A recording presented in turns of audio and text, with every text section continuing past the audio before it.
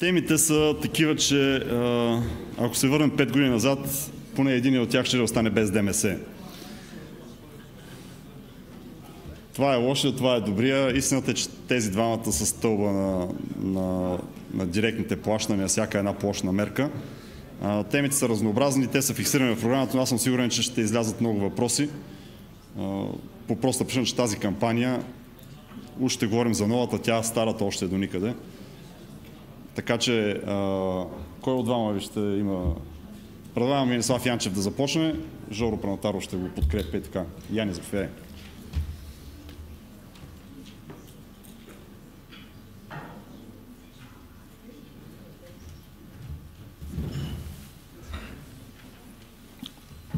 Благодаря на господин Живков за представянето, за поканата и надявам се това, което ще ви кажа, да не ви ужаси твърде много. 23-та кампания, въпреки че темата е за 24-та, ще почнем от 23-та. Казвам се Янислав Янчев, занимавам се с площните мерки в Държавен фонд земеделие, директни плащания. И всъщност се опитвам да движа кампаниите, обработката и авторизацията на заявленията. Ако не е достатъчно силно, кажете да увелича гласа. Това, което се случи през 23-та кампания, мога да кажа, че беше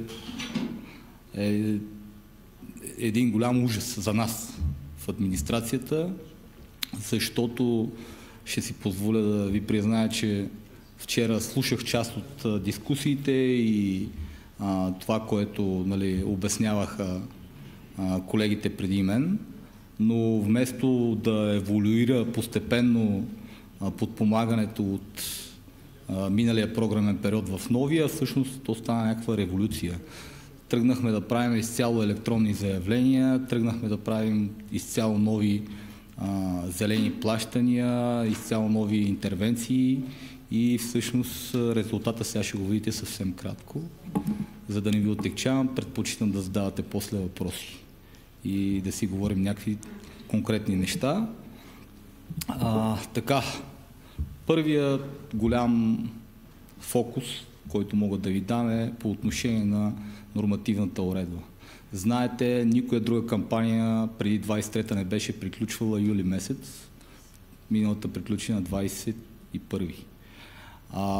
Само заострил съм вниманието на слайдовете върху това, кога излезе нормативната уредба. Не искам да обвинявам никого, не казвам, че има конкретен виновен или нещо друго, но това нещо да имаме 6 изменения в основна наредба за една година, за вас е убийствено, за администрацията също.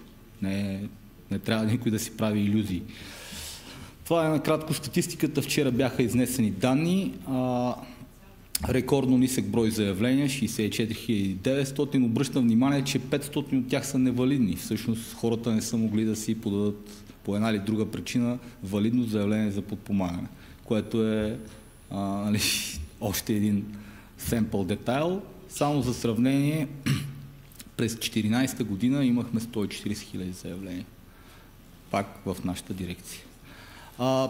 Нещо положително да ви кажа, не трябва само отрицателни неща. Всъщност, благодарение на част от усилията на нашата дирекция, намалихме заявленията с застъпване на 511. Толкова ниско число, не сме имали никога такъв нисък брой заявления.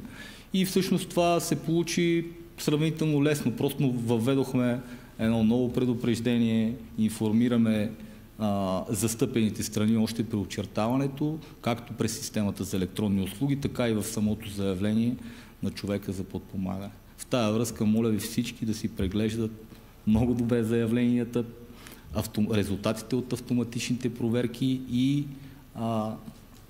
всъщност да зачитате внимателно какво е обяснено там. Това е моята молба, защото все пак те са за вас. Ние в администрацията, после като почнем да обработваме заявленията, същите тия неща ги виждаме и се налага да ги решаваме като казуси.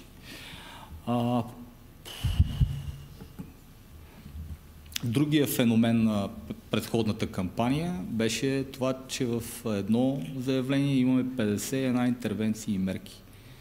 В никоя друга европейска държава аз не съм виждал такова нещо. И ако някой от вас има опит, нали, да сподели, но няма, нали, ние имаме 8 екологични интервенции, няма други такива рекордьори като нас. Нали, вероятно след това ще стане дума и за заплащанията във връзка с 23-та кампания. Това нещо натрупва след себе си забавяне, както в срока за кампанията, така и в последствие обработката на заявленията, авторизациите и така нататък. И има също нещо много интересно в дисбаланс. Нарочно съм ги изкарал тия цифри, за да може да видите, че по някои от екосхемите имаме заявяване в 300% над очакваното, в другите имаме под 10% като индикатори и като площи. Според мен това също е голям недостатък и трябва да се обърне специално внимание. Надявам се колегите от Министерството да си взели бележка и да направят всичко възможно да регулират нещата нормативно. Няма да говоря само лоши неща. Миналата година за пръв път пуснахме заявление по директни плащания с електронен подпис. Видяхте на предходния слайд, ще го върна, това го пропуснах. Да, това са всъщност подписаните с електронен подпис и предадени без никаква редакция в ОСЗ заявления, т.е. хората се справили сами. На фона на 65 000, това е много малък брой. В скобите числото 1893 е броя на заявленията, които са започнати в системата за електронни услуги и са довършени в ОСЗ. Миналата седмица изрично бяхме на обучение за новата кампания с господин Праматаров и колегите от общинските служби изрично помолиха тази практика да се прекрати, тъй като се оказва следното. Аз това, нали, даже не си го бях представил. Едни хора се мъчат вкъщи, мъчат, стигат до някъде задънена улица и след това отиват в ОСЗ и казват: ама искам да ми довършите зеленото, и това се случва в последния ден. Това, което примерно на този слайд не съм видял, не съм ви показал, но ще ви разкажа, е за опита ни също от липсата на санкции за закъснение. Колкото и, нали, за вас като земеделци да е добре, нали, или поне така да смятахме всички, оказва се, че всички чакат последния момент, най-накрая. И в последната седмица на кампания, въпреки че тази кампания беше много дълга, имаме 5000 ново регистрирани и подадени заявления. Тоест стават опашки винаги най-накрая, винаги, нали, не знам сега това дали е българска черта или просто тук балкански синдром, защото според мен на част от Балканите също се наблюдава такова нещо. И в последния момент опашки, нерви, напрежение. И това е само защото според мен нямаше никакви санкции по отношение на сроковете, в които да се подават заявления, и до това доведе цялата работа. Така, хубавите неща, казах ви, напълно електронно подаване на заявления, множество от данните, които са свързани с заявленията, бяха публикувани в системата за електронни услуги, още когато заявлението получи статус подадено. Обяснявам го накратко. Докато заявлението е в редакция, ние не публикуваме тези данни. Много хора се сърдят и се обаждат и казват: ама аз си направих днеска редакция и не съм си го подал, нали, финално заявлението, но тези данни ми ги няма. Ами след като човека положи подпис, тогава ги публикуваме. Това е едно от правилата в системата за електронни услуги.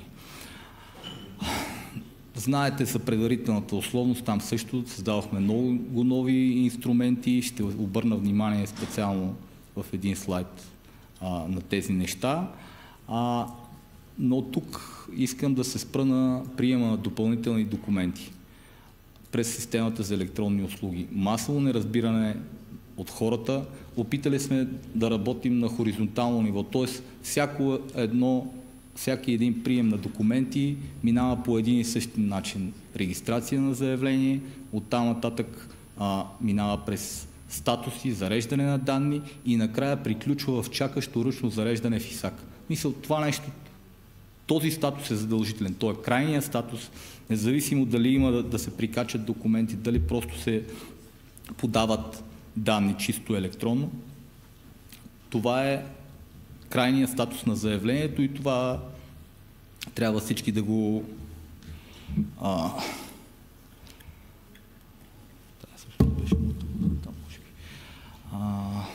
да го осъзнаят, че докато не са докарали до крайния статус, те нямат реално подадено такова заявление. Също така сроковете. Ужасно много хора изпуснаха сроковете както по отношение на корекция данните от мониторинг, така и за допълнителните документи по екосхемите, нали, след което ние получаваме жалби, само че стартирали сме обработката и всъщност трябва да сложим на трупчета едни хиляди хора, десетки, заради примерно 100 или 200 човека, които не са си спазили срока за подаване на документи. Отделно, че тези срокове са нормативно определени в наредбите, които бяха в първия слайд.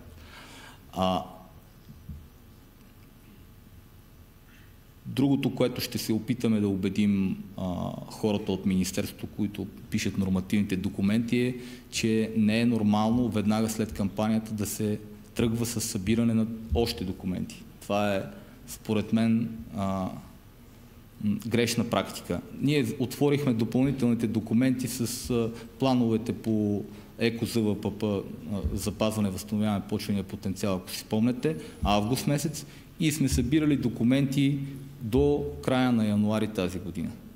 Това е мъчение за вас и за нас. Трябва тези срокове да са по-съкратени, по-сбити и наистина всичко по възможност да минава по електронен път. За предварителната условност, това, което искам да ви разкажа, е, че в ИСАК и в системата за електронни услуги са разработени инструменти по отношение на изчисления, които са изцяло, казвам изцяло, в ваша помощ. Ще се спра примерно на прословутите наклони. Метода на работа, изчислението на наклоните, значи само след кампанията в рамките на една седмица, благодаря. Някой друг беше тая вода, да. Добре. Само в рамките на една седмица след кампанията получихме 200 жалби за тези наклони. Наклоните по метода, който се изчислява, той е чисто географски информационен метод, на базата на GIS софтуер, са изцяло в, как да кажа, за да ви улеснят вас, т.е. да знаете вашето стопанство, вашите парцели, нали, какъв среден наклон сме установили ние. Оттам нататък, когато колегите от технически инспекторат тръгнат на проверка, те ползват тези данни, но ги сверяват и на терен. Тоест, в края на презентацията имам няколко примера по отношение на очертаването. Господин Праматаров също ще ви каже в тая посока няколко думи, но каква е идеята? Идеята е, че изчисляването на наклоните, изчисляването на отстоянията, както миналата година го пуснахме също като функционалност от водните обекти, това е за да бъдете насочени какви принципни правила трябва да спазвате. Отделно си има проверка, която удостоверява наистина на терен, тъй като, знаете, използваме сателитни изображения, използваме самолетното заснемане на колегите от ИЗП, за да и така наречения DEM модел, за да изчислим средния наклон на парцела. Малко или много там пикселите са на 4 метра и има изкривявания, има проблеми. По отношение на останалите части от така наречената предварителна условност, според мен бяха много закъснели действията на администрацията във връзка с обяснението към фермерите на тези нови условия, които те трябва да спазват, и се надявам в следващите 2 години, да кажем, да влезем в някакъв ритъм и да се публикуват на време документи, да се публикуват на време разяснения, включително електронни услуги от нас, които да помагат при спазването на тези условия от страна на фермерите. Най-важно е вие да знаете какво всъщност вие имате като ангажимент. Оттам нататък вече всеки решава ще го изпълни или няма да го изпълни, или отговаря ли на неговите критерии, условия и така нататък, иска ли подпомагане в тази връзка и така нататък. По същия начин, само една скоба отварям, по отношение на ГАЕК 8 и Жоро, мисля, че има доста там какво да ви каже, по отношение на GAEC 8 и елементите на ландшафта, нали, това, което мога да кажа е, че масово фермерите не гледат какво им връща калкулатора. Нали, това аз го оценявам като грешка, може би не е наша, тъй като може би не е било достатъчно комуникирано с браншовете земеделските. Идеята на този калкулатор е вие да видите колко са тези елементи изчислени във вашето стопанство, да знаете, че те подлежат на опазване. Оттам нататък вече всеки един може да реши дали ще участва по екосхема или няма да участва по екосхема, надграждаща този GAEC. Да си направи сметката. Факт е, че един пример ще ви дам. Нали, още при подаването около 500 фермери въобще не са отразили този калкулатор, че свети в червено, че има неспазване на GAEC 8, нали, ZES 8, така наречен добро земеделско екологично състояние, което означава, че ние не сме го представили добре пред широката аудитория. По отношение на мониторинга и системата, която изграждаме в фонда и използваме от 23-та и ще продължим да използваме все повече нататък. Това, което мога да ви споделя, тъй като нали, има си специализирана дирекция, те са много ангажирани и наистина се опитват да развият една много сложна материя, така да се изразя, но за 23-та година обхвата на системата беше свързан с определене на земеделска дейност, наличие на земеделска дейност в обработваеми земи, трайни насаждения и пасища и определене на някои основни характеристики за допустимостта на площите, свързани с опожарени площи, с наличие на постоянни структури, преовлажнени, наводнени терени и така нататък. Всичкото това нещо в периода на комуникация нали, беше подадено към фермерите през системата за електронни услуги и аз съм сигурен, че тук сред вас ще има много хора, които ще питат нали, всъщност докъде се стигна с всички тези неща, тъй като още една такава удивителна мога да поставя тук, пак комуникацията ни, нали, говоря за фонда като цяло, с фермерите отново стигна, може би, тъй като пак през системата за електронни услуги стигна до леко нали, ескалиране на напрежението във връзка с тези опожарени площи. Факт е, че над 80% от фермерите се справиха, коригираха си парцелите нали, там, където има или подадоха възражения. И имаше едни хора, които обаче не успяха. За до година целта е 100%. Тези хора, за да не бъдат ощетени, беше поет ангажимент, бяха извършени допълнителни обработки на парцелите и беше определена точната площ, с която да бъдат санкционирани, а не да не санкционираме целия парцел. За следващата година, за 24-та, се предвиждат още въведения, като едни от идеите са свързани с пълновременно подаване на информация, т.е. да не е края на годината, ноември месеца, да е регулярно, за да може фермера да извърши все пак някакви действия върху площите си, които да му позволи да се установи на второ или трето на второ трето обследване да му позволи да парцела му да бъде диагностициран като зелен. Другата идея е включване на определенето на култури от мониторинга, т.е. да се разпознават групите, няма да се фокусираме върху отделна култура, по-скоро група култури, зърнено-житни, примерно и така нататък. За 24-та година, слушайки вчера част, както ви казах, от презентациите, мога да ви кажа само няколко неща.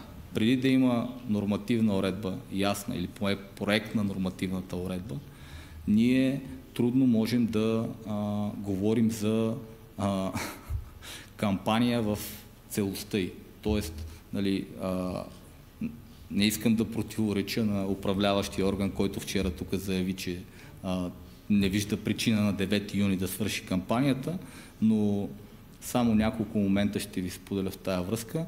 Първо, в момента знаете, че от вчера тече прием по Украйна в общинските служби, където обикновено тече и приема за директни плащания. Изрично имаме уговорка с хората, тъй като се очакват над 50 000 стопани да си подадат помощ по тази временна рамка за Украйна. Имаме изрична уговорка с общинските служби, докато не приключи помощта за Украйна, ударно да минат тези хора. Само, не знам, сигурно всеки от вас има някакви впечатления. Вчера в 10:30 имаше 500 подадени заявления по Украйна. Имаше опашки в някои ОСЗ-та, хората искаха просто по-бързо да подадат тези заявления. Докато не приключи този прием, няма да стартира кампанията по директни плащания, тъй като същите хора трябва да бъдат натоварени. И си представете един човек, който отиде там с примерно 100 парцела и почне да чертае, да заявява схеми по директни плащания, колко други хора ще забави в Украйната. А там има ангажимент, свързан с сроковете за плащане, който е сравнително категоричен. Надявам се госпожа Ненова да е споделила преди мен тези неща. По мое мнение, забавяне отново ще има. Аз не виждам вариант без това да се случи. Въпросът е колко ще бъде, колкото миналата година или по-малко. Моето желание е всички да се свършим на време работата и да да бъде малко по-спокойна 24-та година. На слайда съм ви показал какво според мен трябва да има промени като нормативни документи. По отношение, вчера чухте всички какви са идеите на Министерството за промените в отделните правила, свързани с активния фермер, дерогацията, интервенциите и така нататък. Това, което мога да ви кажа за кампанията, в момента наистина колегите от Министерството, от ИЗП ни придават ударно данни, включително и пътувайки насам, си говорихме кое се зарежда, как се зарежда, но кампанията за мен не е логично да започне преди края на приема по Украйна. Правим някакви нови промени, въвеждаме нови автоматични проверки, свързани с това, например, на какви нови условия трябва да отговарят площите. По-конкретно, примерно, тази сутрин си говорихме, имаше вчера среща господин Параматаров с областните дирекции, където казаха, че от тези 500 заявления, които са невалидни, част от тях са чисто празни. Тоест хората, вместо да си заявят тютюн, просто в бързината, никой не чеква нищо, подписва празни листове и заминават. Това е най-елементарната проверка, но не сме сетили да я направим. Със сигурност ще въведем всякакви такива варианти в заявлението за подпомагане. Преди да ви дам възможност за въпроси, искам само да ви покажа няколко неща, свързани с заявяването и грешките.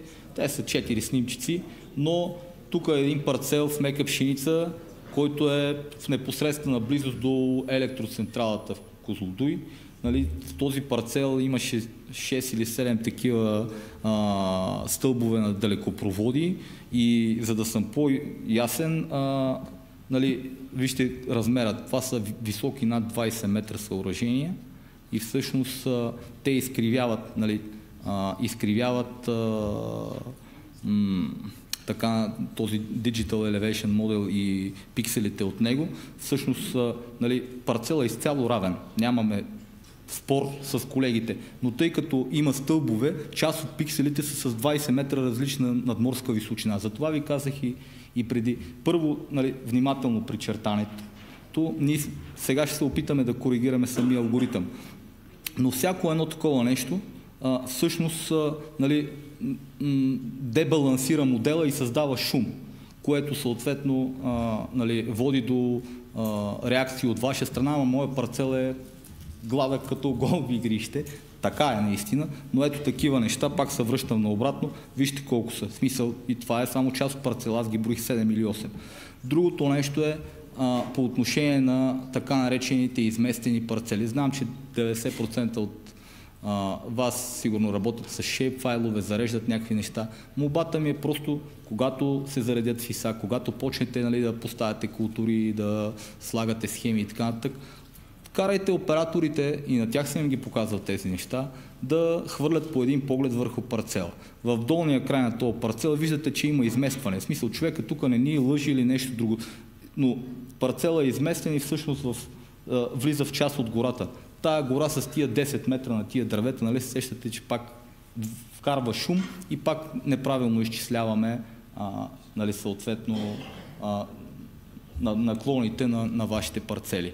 Той просто, както виждате, от едната страна не е заявено, там където си е обработено, от другата страна си е влязъл в гората.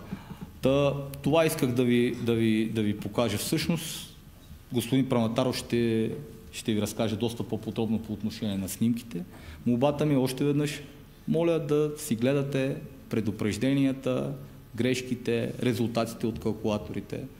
Това е за вас информация. Да. Въпроси, ако имате, с удоволствие ще отговоря.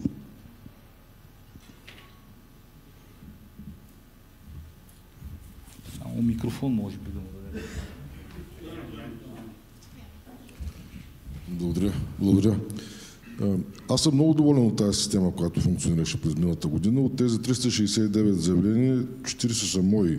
Щяха да бъдат и повече, ако бяхте вкарали последните две наредби 9 и 10. Защото последната седмица получим информация, че няма да бъдат вкарани в село и се юрдаме да плащаме всичко в общински служби за земеделие. Са получили едно задръстване. Сега виждам, че 9 и 10 няма да ги промените, значи всичко е вкарано вече. Мога само да поздравя нещата. Мисля, че функционират и с тази повторяемост на въвеждането на данните по всички заявления, направления и редакции, еднаквостта, която е, спомага много. Когато го направиш един-два пъти, вече не бъркаш. И знаеш какво трябва да ти излезе и всички ги предупреждаваме, че трябва да получат съобщение и по почтата, че е заредено за ръчно зареждане в ИСАК, а не само при нас да излезе, нали, на монитора. Така че поздравления за системата. Благодаря, приемам го наистина като похвала. Не се случва често. Само да обърна още нещо внимание. Когато тръгнем, така, даже взех да си пускам боята нещо. Това, което искам да ви направя наистина, като да ви заостря вниманието, е, че всъщност, когато ние почнем да работим заявлението след статуса, който каза и господина, също получавате съобщение. Така е направена системата, заявлението ви се обработва. Нали, много хора се паникьосват, казват какво става, нали, получаваме тук имейли. Идеята на системата е вие да сте наистина редом до заявлението си, да виждате постоянно какво става. Благодаря наистина още веднъж за добрите отзиви. Да. Моят въпрос е свързан с системата за мониторинг и въпросните светофари. Червен, жълт, зелен. За червения в моето стопанство имах един, съгласен съм, безспорно, изкосена ливада от местния животновъд, нали? Няма проблеми. Но 60% от обработваемите ми блокове са в жълто. Така и не успях да разбера причината да бъдат в жълто. Опитах се, нали, всяка една сателитна снимка поглеждах, нали, виждах какво е онова, което е накарало системата или оператора да го отцвети в жълто. До каква степен ще води тази жълта светлина? До санкция? Ще има ли санкция? И кое е онова, което не сме изпълнили, за да го коригираме от тук? Разбрах ви, благодаря. Пак да кажа, нали, аз не съм от специализираната дирекция, но ще се опитам да отговоря сравнително адекватно на въпроса. Първо, не жълтите парцели не подлежат на санкция, тъй като използваме комбиниран метод между системата за мониторинг и резултатите от нея и данните от колегите от ИЗП по отношение на физическите блокове, нали, били те земеделски и неземеделски. Другото нещо, за което нали, попитахте за жълтия цвят, имайте предвид, че това нещо е огромна разработка и е изцяло машинно. Определенето нали, там няма участие от страна на експерт. Експертите се включват чак когато се публикуват данните и когато човека не е съгласен с резултата и поиска експертна оценка. Примерно, нали, казвате, тук не е горяло, нали, има някакъв друг проблем, тогава се намесва експерт, преглежда снимките и казва да, земеделецът е прав или не, системата си е окей. От гледна точка на това, че в движение всичко се случи, имаше забавяне в сроковете за разработката, нали, много от така наречените индекси, пак си признавам, не съм специалист в тази област, се настройваха в движение, разбирате ли, и по техните показатели, но в крайна сметка това, което знам от колегите е, че всъщност нали, тази светофарна уредба е резултат от поредица от снимки и данните от тях, след като бъдат обработени, могат да кажат категорично тук има земеделска дейност или в вашия случай, както е било жълто, да, вероятно тук има земеделска дейност. Да, в другия червения спектър са по-зле нещата. Ако искате, ще питам и специално ще...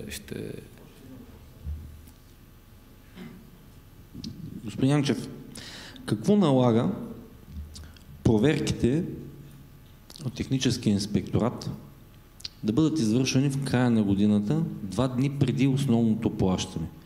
Нямам нищо против проверките. Моето стопанство е проверявано 18 години имам, значи 18 проверки. Някоя година са били и по 2 проверка на проверката. Това е, нали, нормално, няма никакъв проблем за това. Но на 20 декември да те дойдат на проверка по предварителна условност, самите служители, нали, бяха отчудени от това нещо, като точно месец преди това съм имал проверка на биологичното си земеделие. До момента аз не съм получил никакво плащане. Основно, обдо или каквото и да било, поради простата причина, че оторизацията на плащането мисля, че беше на 22 декември или там 20.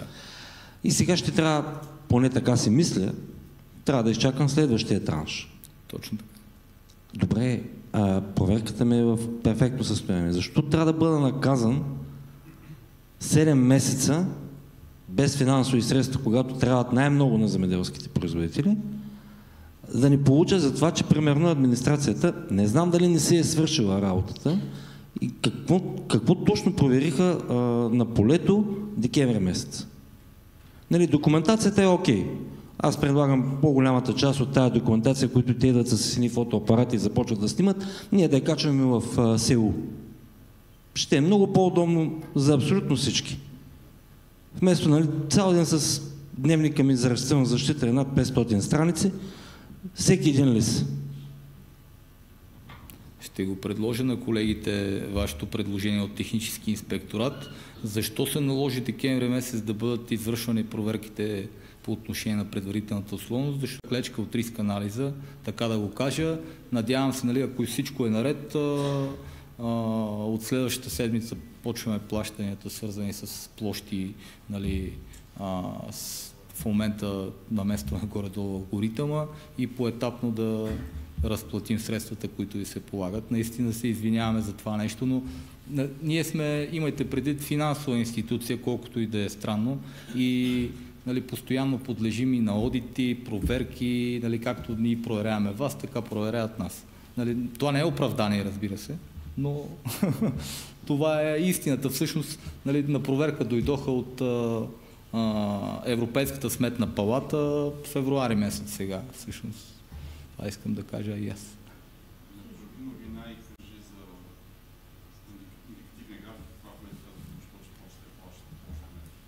Новина аз не мога да направя. Има график и всъщност ще се опитаме да го спазим. Да, знам, че много от нещата са изместени във времето, не са подредени както се свикнали.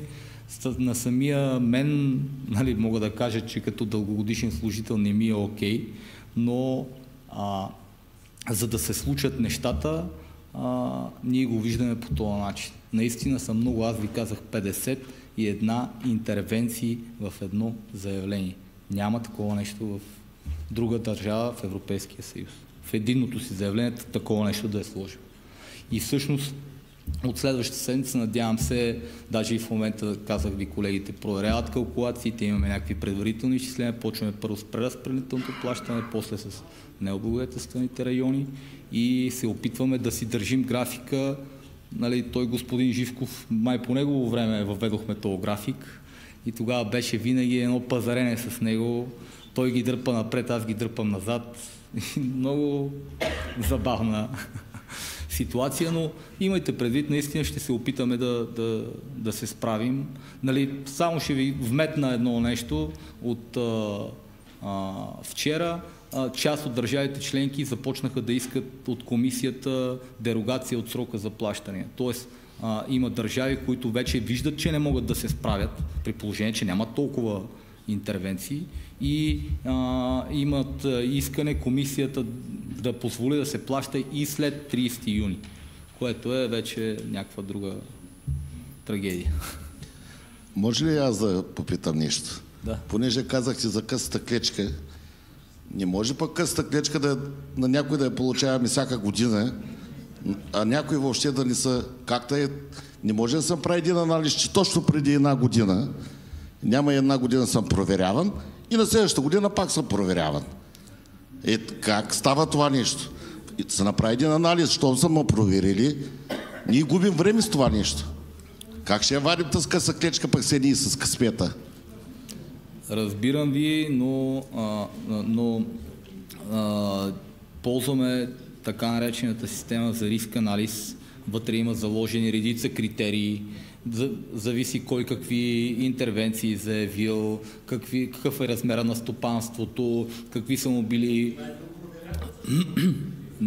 Да, натрупани са критерии. Европейската комисия от тази гледна точка, нали, също е стрикна и това е обект на проверка по отношение на това как работи нашата система и дали тя е обективна. Нали, т.е. дали наистина имаме рискови критерии, които са правилно оценени. Здравейте, да задам и аз един въпрос. Ванко Иванов, животновъд. Вие казвате, че ние следите на календарна година, но ние правим комасацията на стопанска година. Включително аз като животновъд съм наел ливади на стопанска година за една година. Следователно след стопанската година сателита лови, че те са запалени. Защо трябва да бъда санкциониран, след като аз вече нямам владение върху тези площи? Те може да са наети от друг арендатор, той може да ги е изорал дори. Защо трябва да бъда държан отговорен? И в случая аз съм потърпевш. Между 15 и 30 октомври са ми засечени палежи от недобросъвестни други животновъди, покрай техни площи изгоряха и наши. И аз не съм си получил плащанията към момента, въпреки че правното ми основание е до 30 септември 23. Благодаря. Тук момента да разкажеш за това е възможност, която от миналата седмица направихте за вадене на парцелите само в частта за изгорените, с което правим да седнеш, за да... Колеги, само аз само да се намеся като модератор, не като специалист. Тези двамата младежи ще останат и на вечерята до вечера. Със сигурност лични въпроси може да им стане.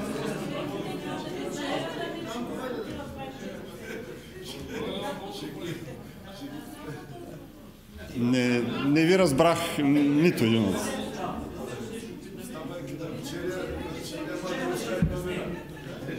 Ама има и други колеги.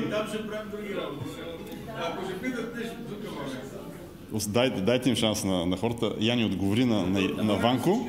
Да, и това ще бъде последния. Давам думата после на Жоро. Станислав Главчев каза да се стегнеш и да седнеш. Той ни гледа. Отговори на Ванко. Така.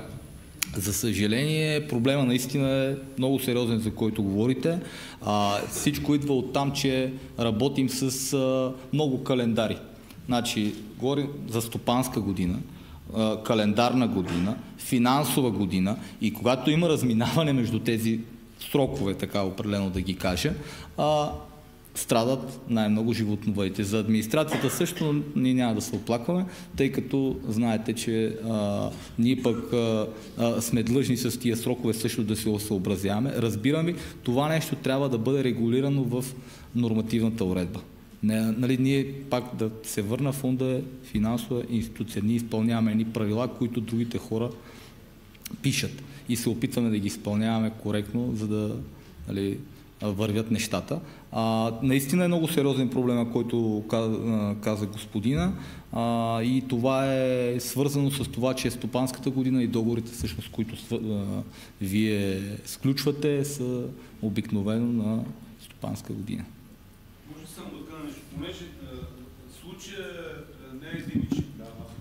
При положение, че той си е взел документи, аз ще дигна малко. При положение, че той си е взел документи от пожарната, има документи от общината. Вижда се, че това е станало след срока, в който той е носил някаква отговорност за тия площи. Толкова ли е сложно хок да се отхвърля, защото не може, Борислав също каза, защото ще бъде наказан и ще чака до последния момент, ако ще му се плаща, да му се плаща. При положение, че е видно, че трябва да му се плати. Нали? Вие сигурно ще платите, но обаче ще бъде... Той вече 7-8 месеца се извива и се гъне и чака последния срок. При него същата ситуация. Трябва нещо да измислим, нали? В крайна сметка вие работите да ни бъдете в наша услуга. Точно и така. Трябва да се измисли нещо, ако трябва в Министерството, нали, нещо се променя, Таня тук, извиня, че съм те загърбил, Танче. Трябва нещо да се измисли при такъв случай, когато е безспорно, че фермера е добросъвестен, да не бъде наказан и той да чака последния момент. Нали, там, където има съмнение, ще си чакаме. Да, благодаря. Отваряме една скоба. Ще се върна към това, което каза преди малко и господин Живков. Първо, нали, в момента се опитваме и сме го направили, ще публикуваме и тези данни при първа възможност в системата за електронни услуги, разбира се, по отношение на опожарените площи да диагностицираме точната площ, да не е както преди на парцел. Това нещо ще го видите, работиха го колегите доста време, за да бъдем максимално прецизни. Има места, където, нали, дори ще видите резултатите, мисля, че са далеч по-добре от есента. Второто нещо, в тези случаи, щом човека има документи, щом, нали, има от съответно служба пожарна безопасност, моят съвет е, има предвидено в наредбата подаване на заявление за форс-мажорни обстоятелства. Единственото нещо е да спазите срока. 15 дни от настъпване на събитието вие трябва да уведомите фонда. Само едно нещо и давам думата на господин Праматаров. В тази връзка, нали, това е единственото условие. Включително можете да направите само уведомяването първоначално, след което да добавите документи. За добавянето на документи няма срок. Съгласен съм за забавянето на тия казуси, но нашата система работа е много трудно да я придвижваме напред, ако работим казус по казус и влизаме в детайлите на всяко едно заявление, които са много специфични. Нали, тук говорим наистина за специфични случаи. Виждам, че отново иска да каже. Да, към колегата относно риск анализ, който правите, нали, кои стопанства ще бъдат... Винаги ми е било чудно по какви критерии. Моето стопанство не се е променило площите последните 15 години. Те са едни и същи. Ако променят 0,5%.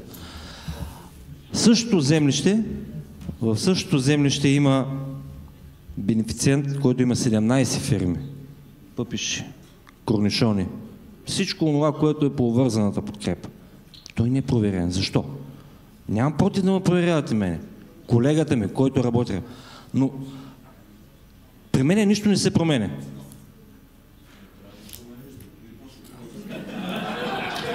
Аз ви казах, че... Да. Трябва ли да направим 17 фирми, да сеем корнишони на един баир на 800 метра надморска височина? Преди малко ви казах част от критериите. Те са свързани с заявените интервенции, имайте предвид, нали, че в момента сме в един такъв преходен период, който развиваме системата за мониторинг и полека би следвало да се намали тежестта на проверките на място. Т.е. много по-малко да бъдем на терен повече да работим с сателитни изображения и данни от други източници. Казах ви преди малко, част от критериите са свързани както с заявените интервенции, така и с размера на площите, така и с допълнителните изисквания или съответно неспазвания, които са установени в предходни години. Трябва да, ако искате, пак ви казвам, тук мисля, че миналата година с вас водихме една забавна дискусия за тиквите и ПНМ-то. Да. Така че мога да проверя и да видя точно кои критерии са извели вашето УРН до извършване на проверка на място. Благодаря ви и аз.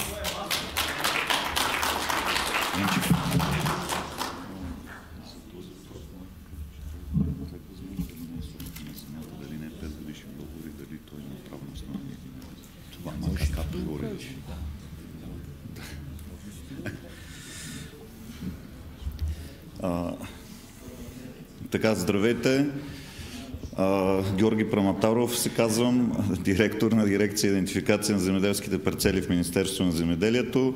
И аз да почна с това, което Яни каза. Благодаря и за поканата, и за анонса или представянето от господин Живков. Така аз подсказах малко на Яни, но той ми даде възможността аз да кажа, за да довърша за това с опожарените площи след октомври. Поне според мен няма как автоматично да се каже тук няма вина земеделския стопанин, защото в случая, окей, някой друг го е взел, но в други случаи може да е собствен имот, може да е 5-годишен договор, може да е нещо дългосрочно и тия всички неща трябва така или иначе да се изследват, за да се каже има ли отношение земеделския стопанин, няма ли, ще се говори ли за форс-мажор или за грешка или за нещо друго, за санкции. Така, сега да си почнем пък с моята част, защото така или иначе май се върви назад във времето, пък аз обикновено още повече забавям програмата.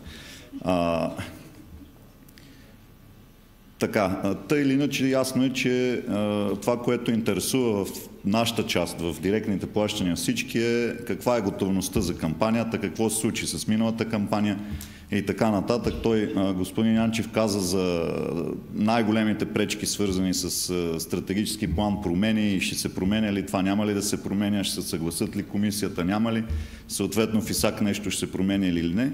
И затова аз тези събития, наредби, които трябва да се излезат и така нататък, не са от компетентността на дирекцията. Затова ще гледам да се така огранича с това, което ние като дирекция и като министерство трябва да осигурим, за да стартира кампанията, като пак ще се върна малко назад във времето, 23-та година. Този слайд миналата година го показвах на презентацията, включително и тук. И той е така, целта на този слайд е да покаже през какви промени трябваше да мине нашата система, следствие на промените, идващи от стратегическия план и новата обща селскостопанска политика и съответно какво променено като информация виждахте и ще виждате вие в ИСАК, когато се подават заявления. Съвсем набързо, защото това вече като че ли до болка позната втора година. Ние си продължаваме да заснемаме, въпреки че има мониторинг. Мониторинга работи с доста така сателити, които са, макар да са много често в годината да се заснема, са с по-лошо качество от към резолюция. Пикселите са им поне минимум 10 на 10 метра. Целта на системата за идентификация на земеделските парцели от друга страна е да показва точни граници, прецизни между различните обекти, земеделски и неземеделски обекти и видовете земеделски и неземеделски обекти, т.е. за физическите блокове. Тъй, че ние нямаме избор, трябва да си ползваме високоточни сателитни и самолетни снимки, по които да очертаваме така, както е думата, референтните парцели. Важното нещо, което всички го знаете, че отпадна допустимия слой. Ясно казахме го много пъти. Допустимия слой имаше така някаква претенция, някаква цел да показва дали в референтния парцел, който е земеделски по тип, има земеделска дейност или не. Сега това отида като задача на, коментирахме го, в мониторинга, светофарната система и така нататък, т.е. няма как две системи да носят някаква информация за едно и също нещо. И другото важно, то така, жълтото е това, върху което ще се спра малко по-детайлно. Другото важно е, че екологичната инфраструктура или слоя с елементи, ландшафтни, трайни под ЗЕС-8 се промени спрямо това, което беше бившия слой ЕНП. Това защо го казвам и го повтарям и тази година? Защото за да се случат тези промени, трябва работа и време. И също така софтуер. Времето беше ограничено от удължаването на кампанията до 21 юли от една страна и от друга страна беше допълнително ограничено по причини, които са вече вътрешноведомствени, така да го кажем, а именно така закъснение в апдейта или на софтуера, който ползваме ние. Да не говоря, че и договорите за самолетно заснемане се забавиха, за сателитно пък да не говорим, че изобщо останаха неуспешни. Така че, освен това, което говори господин Янчев като трудности в администрацията и за вас, свързани с кампания, нови схеми и така нататък, се натрупаха и някои малко по-непредвидени неща при нас.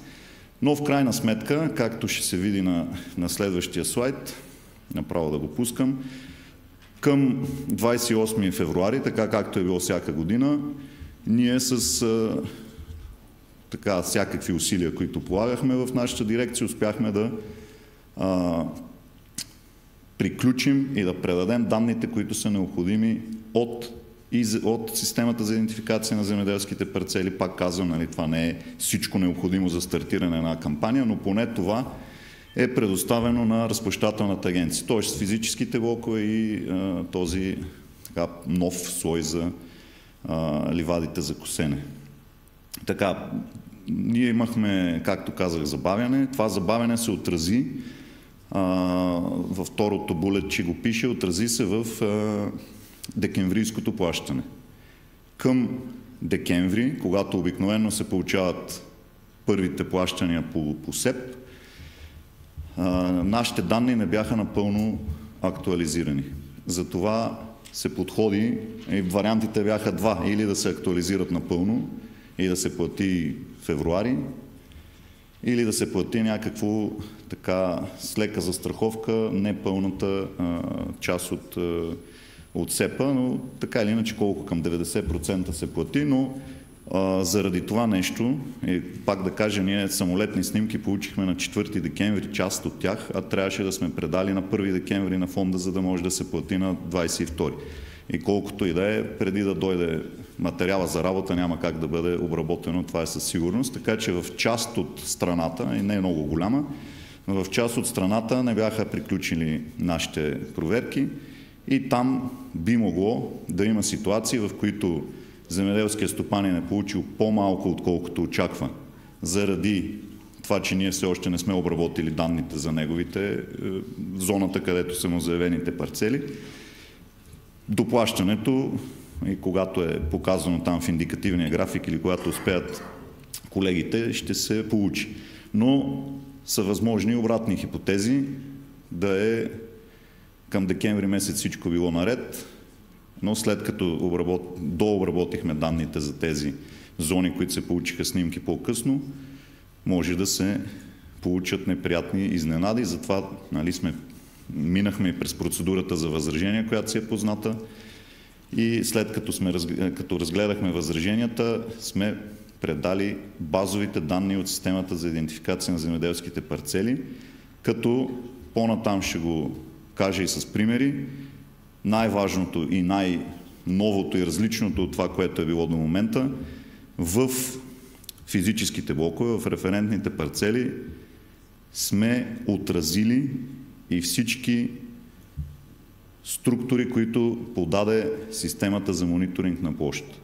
Янчев каза за опожарените площи, че са минали, независимо дали е подадено възражение или оттеглен парцел, дали земеделският стопанин е реагирал или не.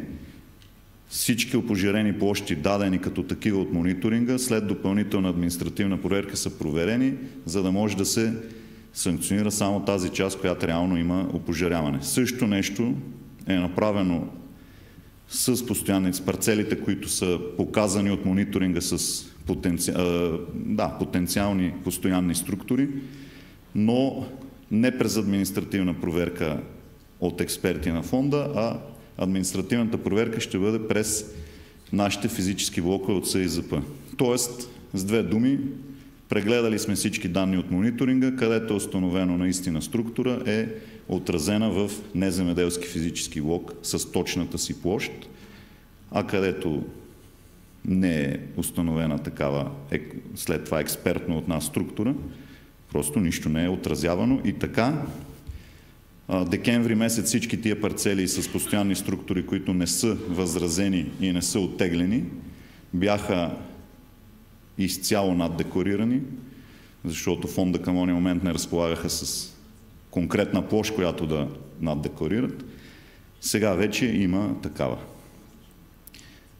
Отделно от това, други данни, които не са толкова така съществени за стартиране на една кампания, също сме предали или почти включително външни от Министерството на околната среда, основно натура, резервати и така нататък.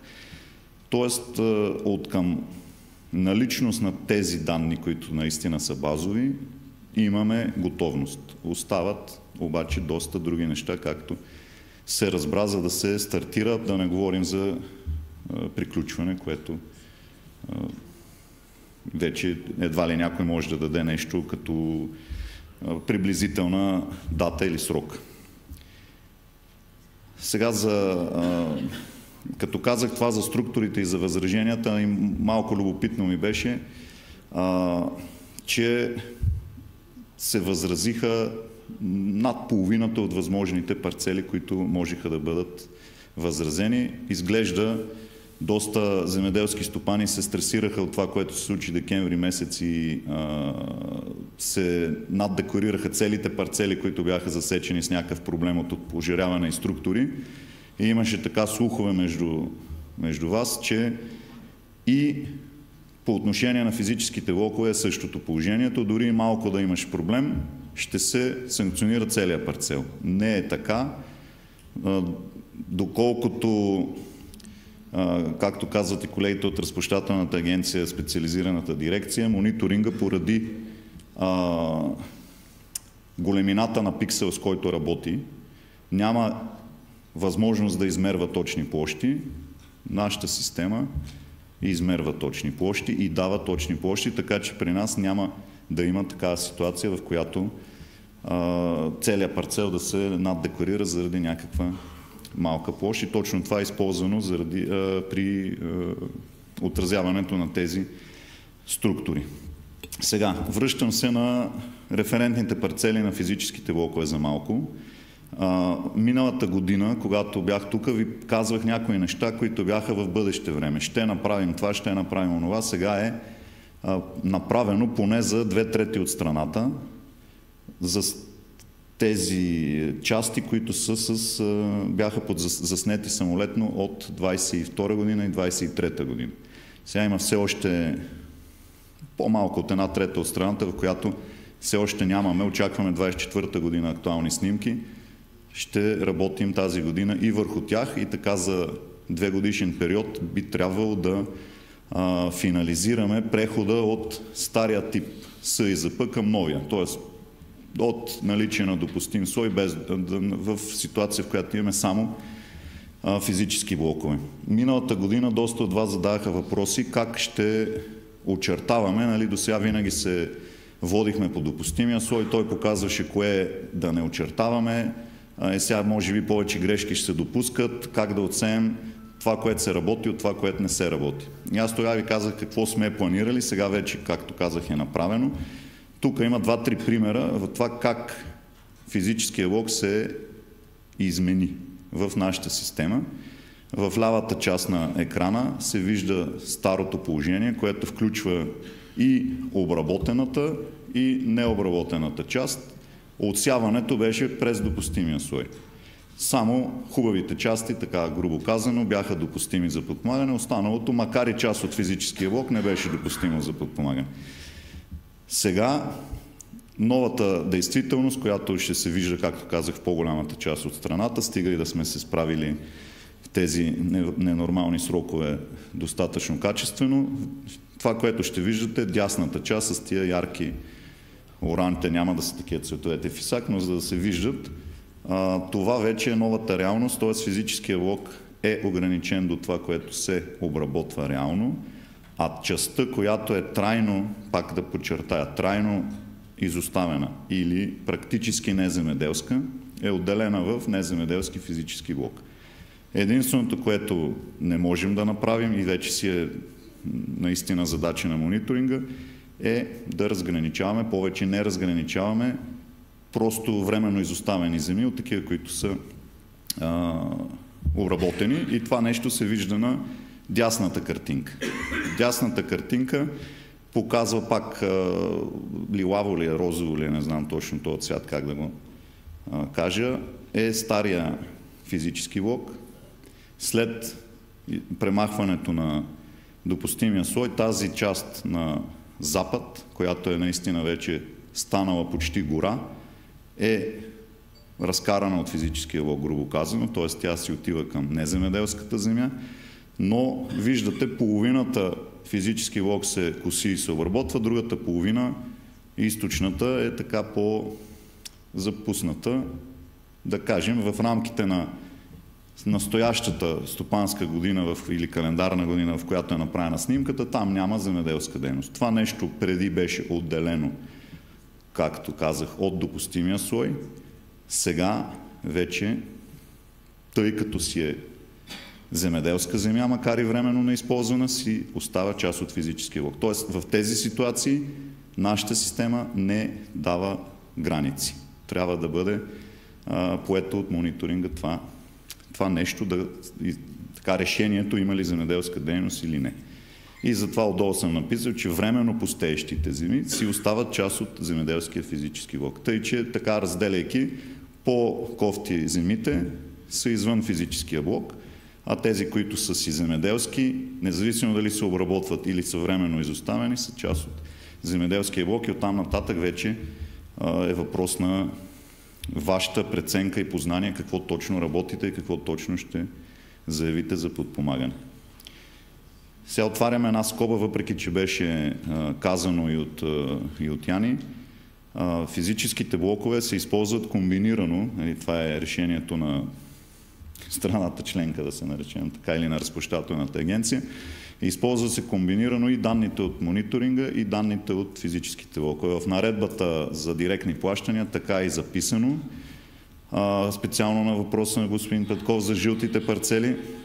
Записано е, че парцели, които от системата за мониторинг се явят като червени, са неподходящи за подпомагане с цялата си площ. А тези, които са показани като жълти или зелени, са подходящи за плащане, освен ако не съдържат вътре в себе си неземеделски площи по член 55. Това дали съдържат неземеделски площи се гледа от физическия блок. Тоест, ако имаме гори, храсти и така нататък, не става въпреки мониторинга. И пак казвам, мониторинга малко на едро гледа и такива гранични ситуации няма как принципно да определи. Така, това е същата ситуация, само че в трайно насаждение. И виждате в ляво синьото е допустимия слой, тия неща са изключени, но са част от блока, сега вече не са. За да е по-така лесна и ясна ориентацията и да не се заявяват съвсем кофти терени. Сега другото, което пак го казвах миналата година, че ще стане, е понаправено. Много въпроси имаше миналата година за ландшафтните елементи. Дали заради това, че те най-често попадаха в неземеделски блокове, да не говорим допустим слой бившия, също и проблема с правните основания, които към миналата година нямаше как да съществуват за такива елементи. Дали заради други проблеми с предположенията и с сметките, Янчев показа, че под 10% има интерес към тази схема. Сега, възползвайки се от новите изисквания в стратегическия план и европейските регламенти, а именно, че ландшафтните елементи по ДЗЕС-8 са част от допустимия хектар, ние в тези около 2/3 от страната и колкото се може повече, нали, територии, които сме прегледали, такива елементи са включени като част от земеделския блок и това няма да е пречка да бъдат заявявани. Да, миналата година нямаше как за отрицателно време да се направи този преход. И тук говорим за един елемент, който е нещо като синур, да кажем, който е бил в случая само извън допустимия слой, част от физическия блок, той си остава така. Няма проблем, той си е бил вътре. Но ето при тези ситуации, картинката е от 2022 година. Синурите или редиците дървета са изключени в отделни неземеделски блокове. Сега вече жълтите маркери показват, че те са изтрити и съответно имаме един общ блок обработваема земя с все синурите и ландшафтните елементи. Пак повтарям, за да може, стига да има желание, да се заявят и това да не е пречка. Следват най-интересното, може би, структурите. Както казах, мониторинга даде едни 2596 парцела с площ около 13-14 хиляди хектара, като проблемни от гледна точка на наличие на структури. С да, има ли структура? Да. Това, между другото, доста земеделци като че ли не разбраха, че също е проблем, защото то от към земеделска дейност пише зелен, примерно. Но в колонката структура да, което също е проблем и също води до необходимост от някаква реакция. И както и Янчев каза, реакция не всички успяха да реагират, не всички подадоха възражение или изцяло или частично оттегляне на парцел. Останаха едни доста земеделци, които декември месец тия парцели бяха наддекларирани изцяло, като с цялата им площ. Сега тук виждаме една снимка, която е на стара снимка, не се вижда нищо. Няма все още структура. Оранжевото квадратче или правоъгълниче е това, което мониторинга е установил, няколко пиксела, в случая може би 6, така един до друг, установил сграда. Това, по което работи мониторинга, е долу в дясно. Това ярко, това размазано нещо е сентинела и се вижда все пак някаква действителна структура. Междувременно нашите колеги от ОСЗ са посетили този блок и са снимали тази сграда, барачка или каквото е.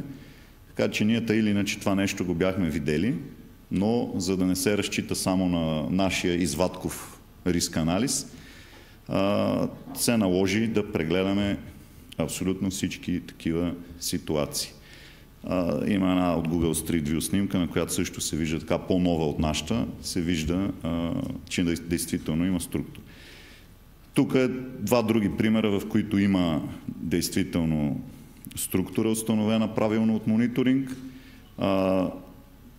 Мониторинга, това, което показва е зелените така купчета. В другия край са оранжеви, няма значение, но в крайна сметка нашата задача е била да отразим с коректни граници тези структури, когато ги има.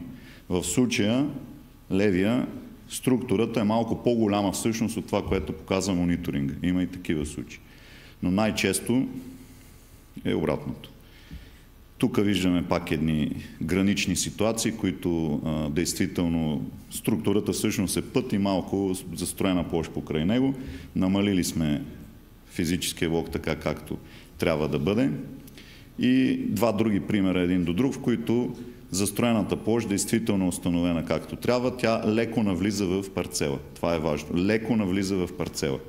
И заради това леко навлизане в парцела, целият парцел беше наддекориран декември, но сега по физическия влог ще е само реалната му площ.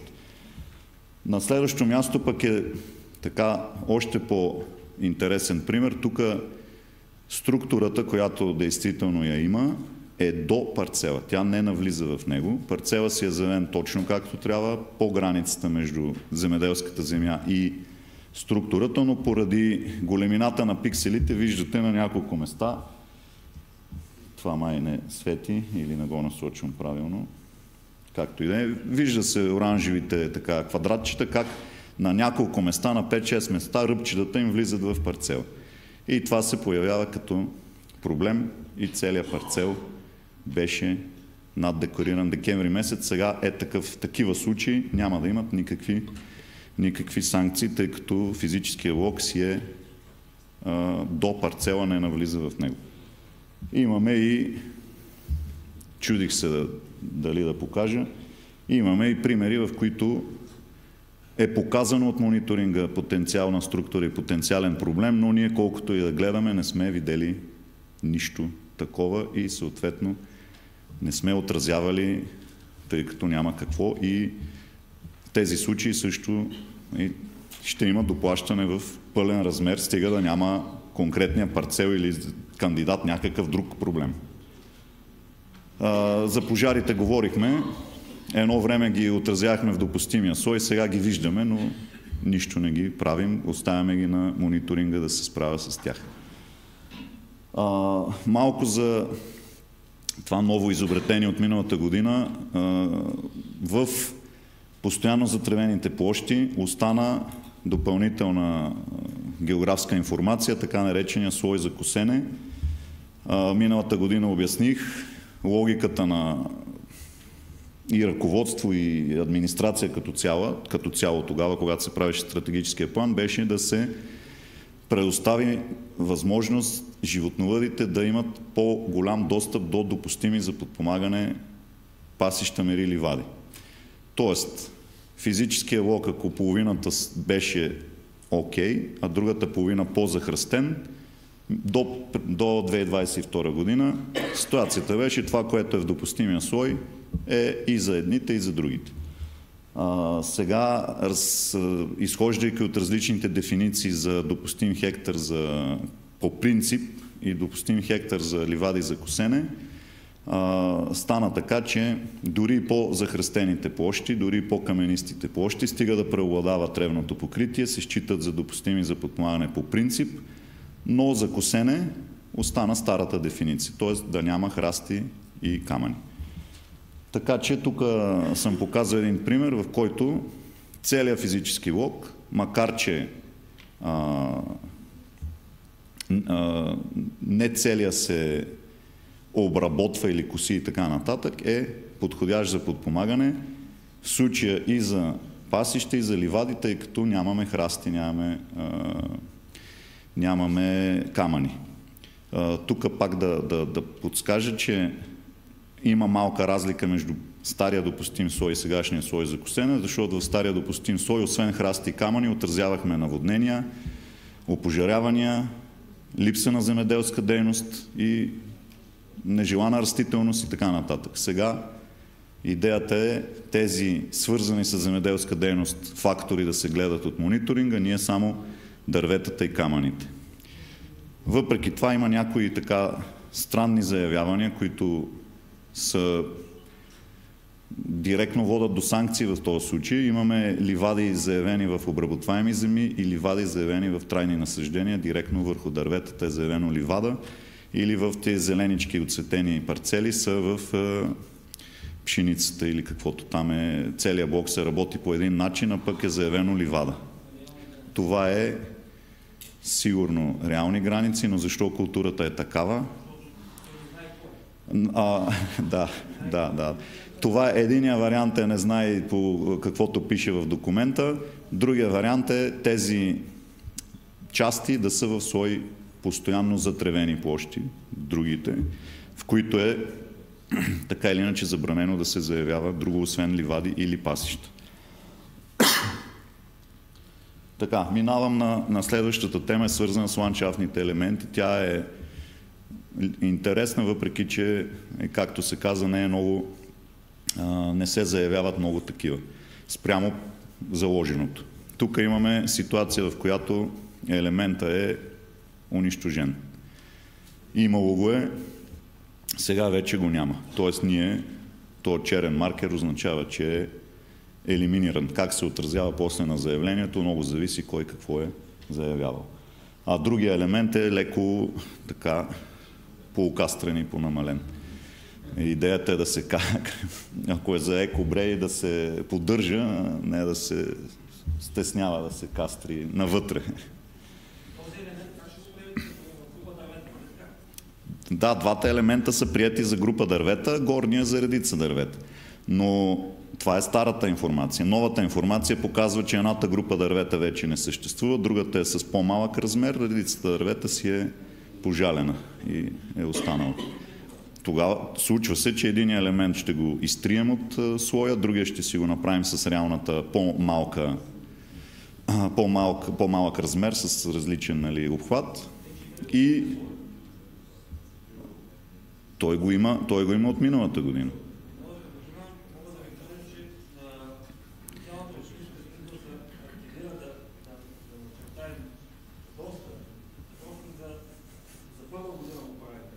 Да.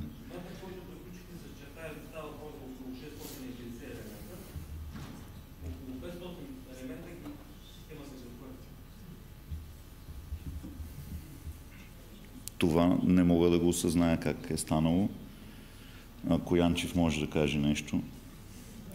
В смисъл, разделяме нашия слой от вашето очертаване. Нашия слой дава индикация къде може, а вие какво очертавате, вече е въпрос, то се случва в ИСАК и не знам как изчезват елементи. Миналата година при очертаването имаше няколко проверки. Първо, колегите от ИЗП успяха да подготвят за кампанията, ако не се лъжа, елементите в обработваемите земи. Нали така беше? Тоест в пасищата и там, където има трайни, бяха сложени малко настрани. Това е моя спомен. Само дърветата. Точно така. Да. Системата миналата година, ако си спомняте, позволяваше, когато се изчертае един парцел, да автоматично да се пресекат в слоя, които са дърветата, и да бъдат заявени по екосхемата. Във вашия случай вие казвате, че сте ги чертали с общинската служба една или не, едно по едно, защото не са били в слоя. Значи най-вероятно сме ви изкарали предупреждение, което са ви казали, че не е в слоя, но това не означава, че в новия слой няма да ги има. Ако присъстват на терен, и всъщност... Аз ще покажа една такава ако снимчица, присъстват на терен... Да не е под вашето заявление само. Да. Е най-логичното нещо да ги заявите, защото, както каза и господин Праматаров, те подлежат на подпомагане. Това е целта на едната от екосхемите, да бъдат опазвани и подпомагани, да са част от вашите земеделски площи. Така че погледнете отново предупреждението, но според мен е точно това. Вие сте ги очертали, но те не са били тогава в актуализирания слой. Тази година надявам се, че положението ще да реши. Сега ще обясня, не може да се гарантира нищо, защото, както казах, не всички зони имаме актуални снимки и така нататък. Такъв слой може да се направи за 3 години, защото толкова ни е за снемането. Сега, господин Живков, разбрах, че както и очаквах, сме много назад с програмата, затова ще претупам, може би. Така, останалите слайдове са ни любопитни неща и грешни неща, свързани с екоелементите. Ето тук имаме заявка на канал. Канала не е ландшафтен елемент, макар че е така с храсти и дървета около него. Имаме заявена група дървета, то всъщност е редица. И то мисля, че е очевидно, но за да се получи по-голяма площ, може би, е заявено като гора, като полска горичка. Миналата година казах, сега го потвърждавам, при линейните елементи няма значение как ще го кръстите. Важно е линия, размер и така нататък. Дали е сино, редица, дървета, тераса, се тая. Но да заявиш група дървета, който е площен елемент и вместо редица дървета, който е линеен, това вече мисля, че няма да бъде окей. Тия въпросителни са вдясно едни леки храстчета, които не са единични дървета. И все пак имаме предвид 4 метра корона, че се изисква. Вляво са едни храстчета покрай електрически стълбове, които също не са единични дървета. Така че това са тип грешни заявявания. Това много пъти сме го говорили. Едни горички има, които са 5-6 декара, над 3 са, не са годни за ландшафтен елемент, но около тях частично са заявени едни линии, които са кръстени редица дървета. Няма как, нали, очевидно е това да е редица дървета първата. Тук спокойно да се заявява буферна ивица покрай гора или просто обикновена буферна ивица, но не и редица дървета. Това вече е траен ландшафтен елемент, който в случая не е наличен. Тук е овраг, пък е заявено синур, не е подходящо, не отговаря на дефинициите. Тук е изоставени трайни насаждения, са заявени като група. Терасите, за тях мога да спорим, тях може и да ги приемем, но синичките са групи дървета, нали, които не са баш. Искам да обърна внимание, че много се чудихме какво да правим с разминаванията между заявеното и очертаното в нашия слой, в СИЗП. В случая имаме два примера, единия без снимка отдолу, другия с снимка. Линията, която е начертана, нали, не е ползвана функционалността, копираем и директно от слоя елемент. Не е използвана тази функционалност, някой се опитал на ръка да го начертае, няма как да го оцели. Има си всъщност стулчета, но не е оцелено, малко се разминава, в случая има едни 10 см в дясната картинка, които се разминават. Ако се приложи подход за абсолютно сечение между двата елемента, това ще отпадне. Не се прави така, затова съм писал без последствия. Гледа се по-скоро площта на елементите, а не пълното им географско припокриване или разминаване. Ето това е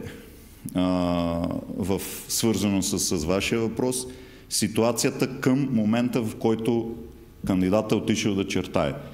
Ние в пасищата не бяхме и не сме слагали единични дървета, защото това е сигурно 2 години работа. И миналия път казах, спокойно може да си се заявят въпреки това, нали, предупреждение. Сигурни ли сте? Да, сигурен съм. Това е ситуацията, която е виждал кандидата. Няколко групи дървета, така сме видели предварително. След това при очертаването се е получило ето това, нали, рекордно заявяване. Това е най-многото елементи в един парцел.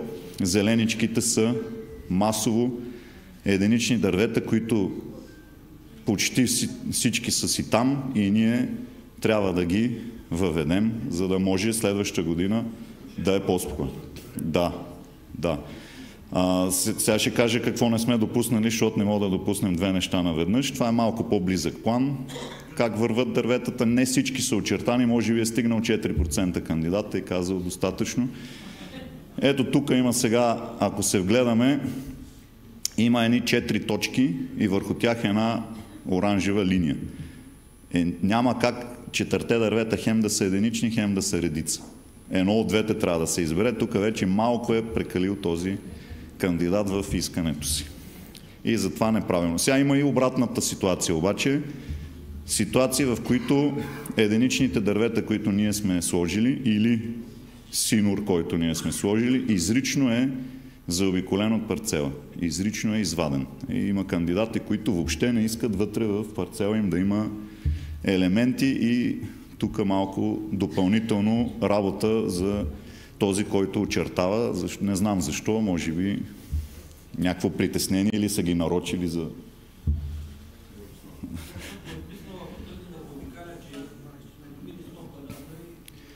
Сега накрая искам да кажа, че покрай закона, покрай това, че така или иначе стратегически план закона за подпомагане трябва да се променя, има две промени, които исках само да спомена. Едната е Дано да не се е случило нещо в последните дни, в които сме на път, но предвижда се и през 2025 да се удължи до 2025 година включително преходния период, в който да се чертае и в ОСЗ, хибридното очертание, защото пишеше само в село задължително край до край електронен подпис, пусна се 23-та и 24-та изключение, сега и 25-та изключение, после ще стане и 30-та, може би, не знам. Другото, което е и някой, ако има претенции, директно вече към мене може да се обръща, да видим как ще реагирате.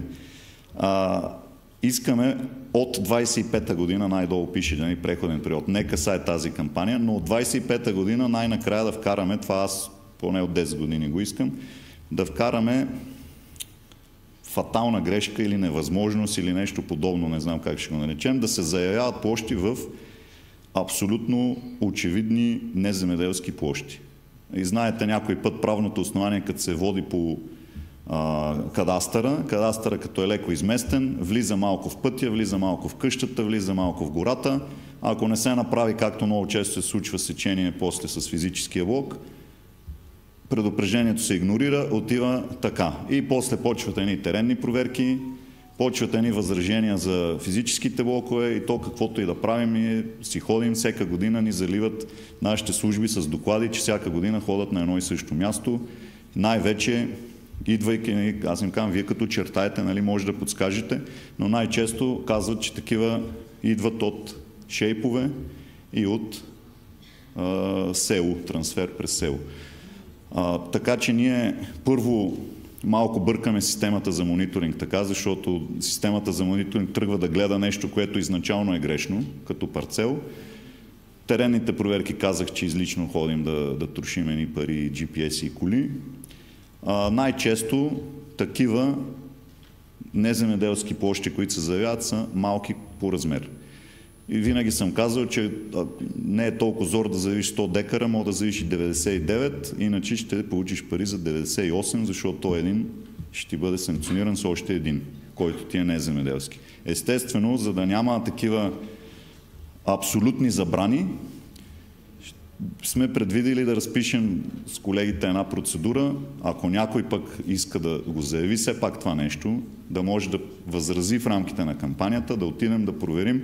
Естествено, грешката може да е в нас, а не в земеделеца и еднократно за сега предвиждаме, преди края на кампанията, естествено, в някакво обозримо време, да се апдейтнат, където кандидата, който е възразил, е бил прав.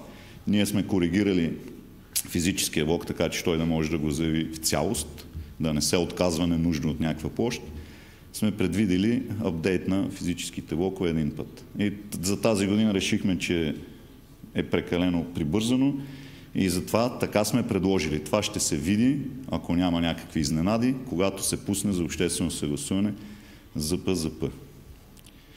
И общо взето в наредба 3 от новата стопанска година се предвижда зеленото картонче да отпадне като някакво облегчение. От друга страна, други колеги искат да добавят в номенклатурите най-различни животни култури. Ще видим докъде ще стигнем, но това е от мен.